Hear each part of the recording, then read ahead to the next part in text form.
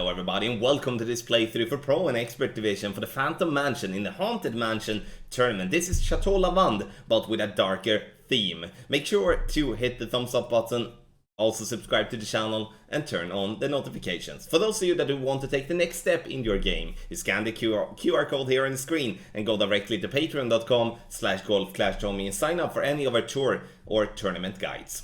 Follow the info box on the right hand side for the club distance adjustment, elevation adjustment, also what ball and club type I suggest you to play with. Have in mind that those are all suggestions and you don't have to follow it if you don't want to, but there's always a plan behind it. Let's go to hole number 1.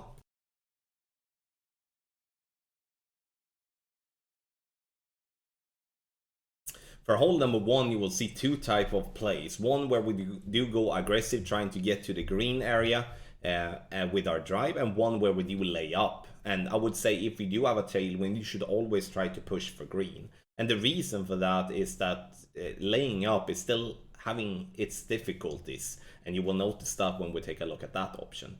Playing with extra mile, as I do value power over the big topper that do have more topspin. And you can see here now that with the tailwind that we're having, we will be having an extended ball guideline, which obviously will help.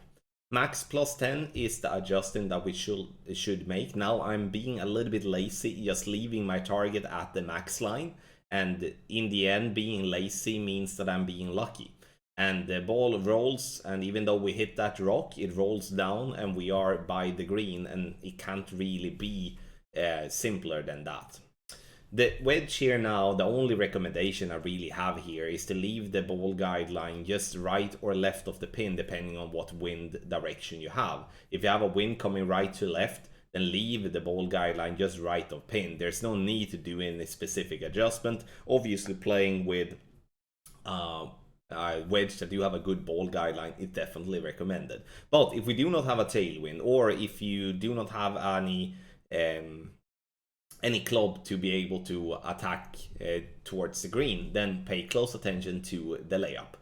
For the layup, now we're going to play down the center of the fairway. We're going to play in between the bushes, and here I would say doing a perfect ball is going to be very important here.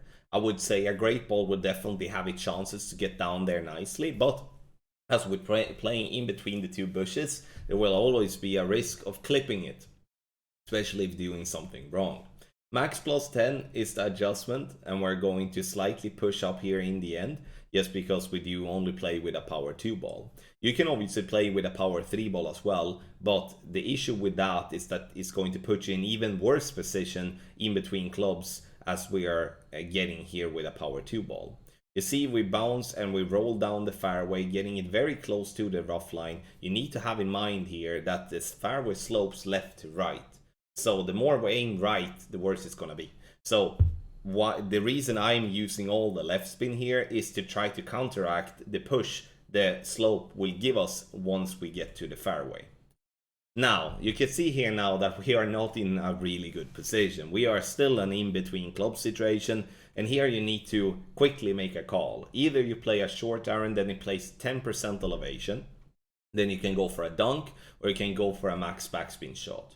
Or you play a wedge, and when playing a wedge like this, you're going to have to obviously increase the elevation. It's EB School plus 20 that we're playing here, but it needs to play way more, and you will obviously see that on this result here. So we should have played this one plus 40 or maybe even plus 50 to be accurate with that wedge. So it's a shit wedge, just to be completely honest with you, but it's to display at least what we do get ourselves after a drive trying to lay up on hole 1, but it is recommended to send it if we do have a tailwind. Otherwise, again, layup.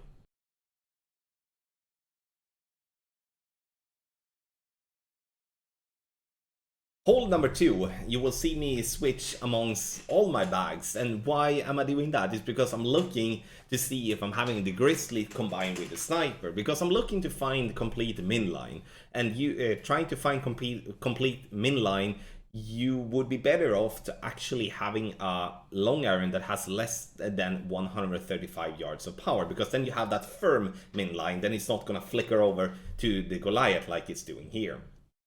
Half of the blue ring inside the rough, aiming right side of the pin, and adjust its minimum distance with a 15% over adjustment. Center the ball, hit perfect, and we're gonna see ourselves having a good chance for a drop here. There is a rough bump to be played as well, but the difference between Phantom Mansion and the Chateau Lavande, as it's called when it's bright, is that the rough bump has a very glitchy ball guideline and it's very hard to follow. So bouncing on the fairway is definitely going to be a little bit more sufficient than it would be if we would be playing the Chateau Lavande instead of the Phantom Mansion.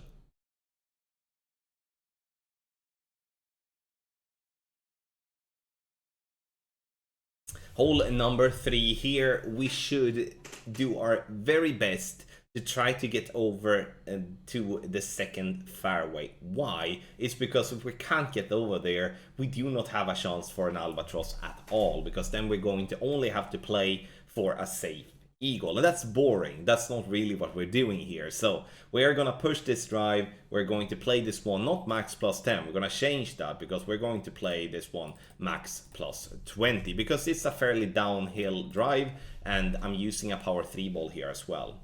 Now, you may think here, why do you use a power 3 ball and max OP? Why not use a ball with more power? Good question and good thinking. Because here, obviously, playing with a ball with more power will allow you to play with less overpower, and that's going to be easier. But as we're keeping the playthrough free to play, I'm keeping myself with a power 3 ball. Max plus 20, adjustment, push up to max, and I'm using max overpower. Second shot, now we're gonna play a rough bomb, and this one looks easier than what it is. Why?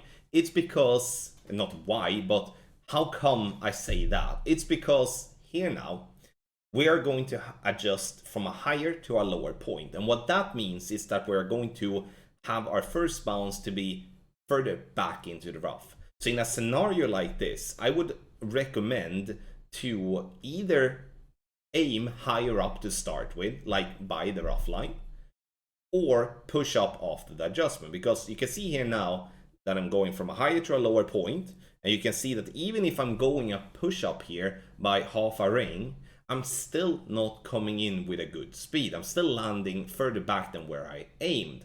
So that is something you need to think about when playing this shot, because now I'm going short in line, and that's truly the worst thing you can do, because that means that you're not even giving yourself a chance to drop this shot.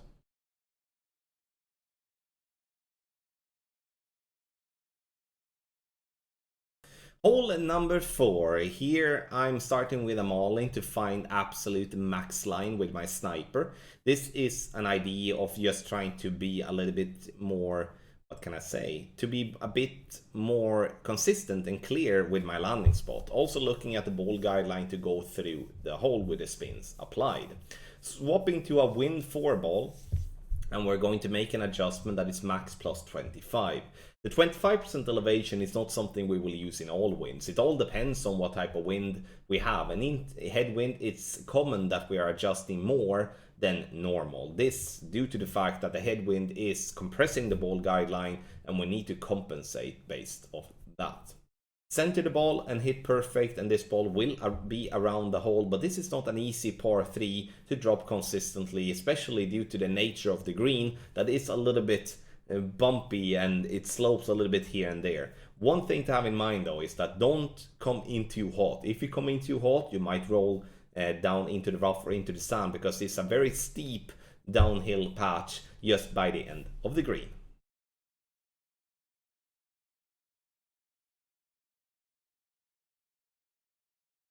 Hole number 5 is one of the easier holes of the Phantom Mansion, and what we're gonna do is we're gonna use 3 top spin, 2 left spin, and now we're going to aim to be practically centered into the rough line, pointing towards the fairway. Adjust is max no elevation, P5 numbers. We're pushing up to max, then we shall apply max overpower. And the goal here now with this type of shot is to get over to the final part of fairway.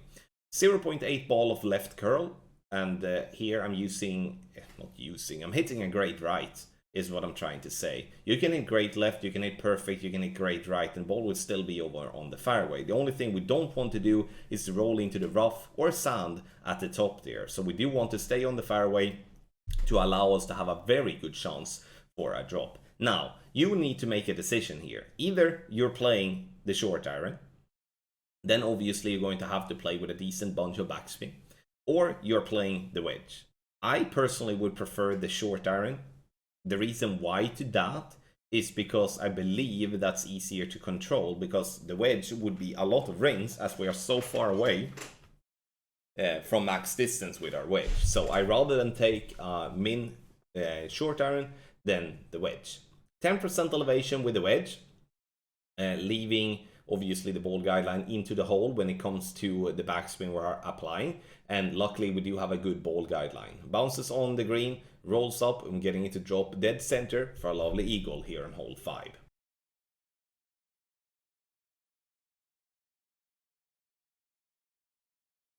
Hole number 6 is most definitely the toughest par 5 in this tournament, but also the toughest hole in the tournament overall. And what we're gonna do is that we're gonna use all the top spin here, which is 4.5 bars, and some right spin. Stretch out to max to see the ball guideline bounce on the fairway. Adjust max plus 10, push up to max, and then we will apply max overpower with half a ball of right curl. What needs to be said though is that you don't have to play with an extra mile. Here we would like to play with the driver that gives us the most power, because that will simplify the drive and allow us to get the ball far up on the fairway so we can play with our sniper. Because the sniper here with its ball guideline, it's truly a big thing in terms of attacking the pin. I'm using left spin combined with some backspin, leaving the ball guideline short of pin, because we do have a slight tailwind and then we do have an extended ball guideline to compensate for, so we have to do that. Sure, you can go for a rough bump as well, but the rough bump is definitely aggressive and you're gonna have to practice that one a couple of times to know that with a perfect ball you will hit that rough, because if you don't hit that rough, then you're gonna be in the rough on the back of the green by as you will have to use topspin to reach towards the hole, aiming for the rough bump. I mean, a lot of things to have in mind there. 40% elevation, it's true club distance, so check where max club are, check where min club are, and if you are lucky, like I am here in the video, you bounce on the fairway up towards the green, and we're getting it to drop for a big bonus albatross on hole 6.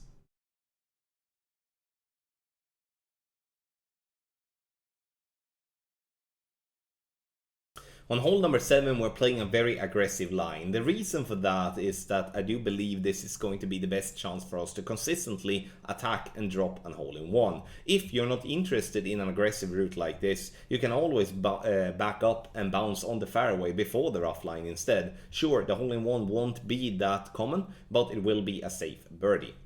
Now, looking at the inner ring to be just by the bunker, ball guideline slightly short of pin. Have in mind again, we're having a tailwind, extended ball guideline, and therefore we need to compensate with that by leaving the ball guideline short. Maximum distance with a 25% elevation. A perfect ball here and also greats will hit the rough, that's no issues with that. Obviously, you have to center the ball properly, you can't have a wonky pull angle, then obviously those things will be dangerous with a shot like this. But we're getting a nice hole-in-one here on hole 7.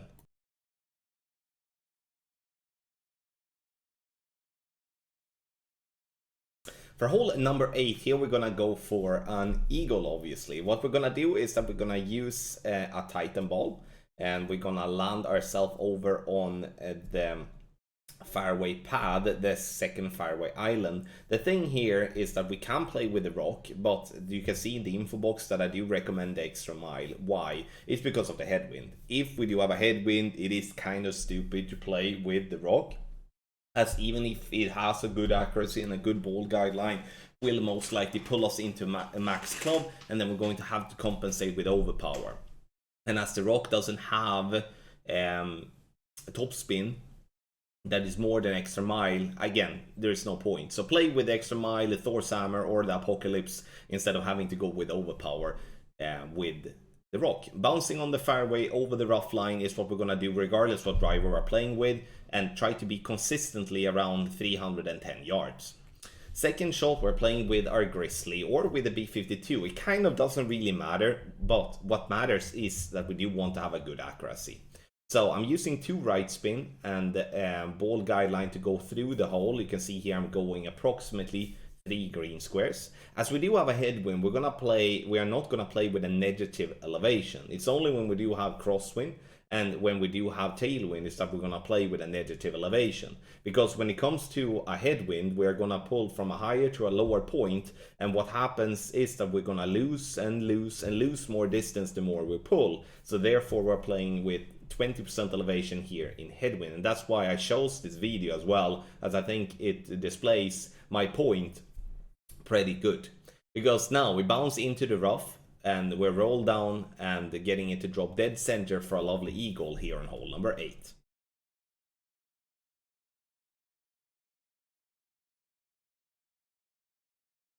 For hole number 9, I do see the most value in playing down the left hand side, especially when we do have like an in-between wind like this, where we have a little bit of tailwind, but mainly crosswind. That's the same if having headwind. If we do have, what can I say? If we do have a tailwind, we can at least think about playing on the middle island to bounce over there to leave ourselves a short iron towards the pin instead. I'm using the big topper as it has a lot of topspin, because if we're going to play left, we're going to have a lot of topspin. Otherwise the second shot is just going to be a shot to secure the eagle, but we want to push for an albatross. Max plus 10 is the adjustment, and the ball rolls nicely down the fairway, and we are in a brilliant position here now to get ourselves a nice shot towards the albatross. So you can see here now we're playing the rough bump, because truly, I mean, if we're gonna play on the fairway, it's gonna be a lot of backspin, and that's just going to be a messy. So what I'm using is that I'm using the white rain to be by the bunker and the white rain to be by the rough line, and then applying spins. But you can also see that there are some glitchy spots there, so I have to move my position a little bit higher up. And instead of the white ring, I'm using the blue ring in the end, where I'm able then to find a much better consistency with my ball guideline. So always be prepared to adapt for shots like this, because we do not want to play in a glitchy spot, because that could risk make the ball just cruise over the green into the rough, or just go short, and then, I mean, then the albatross attempt is obviously gone.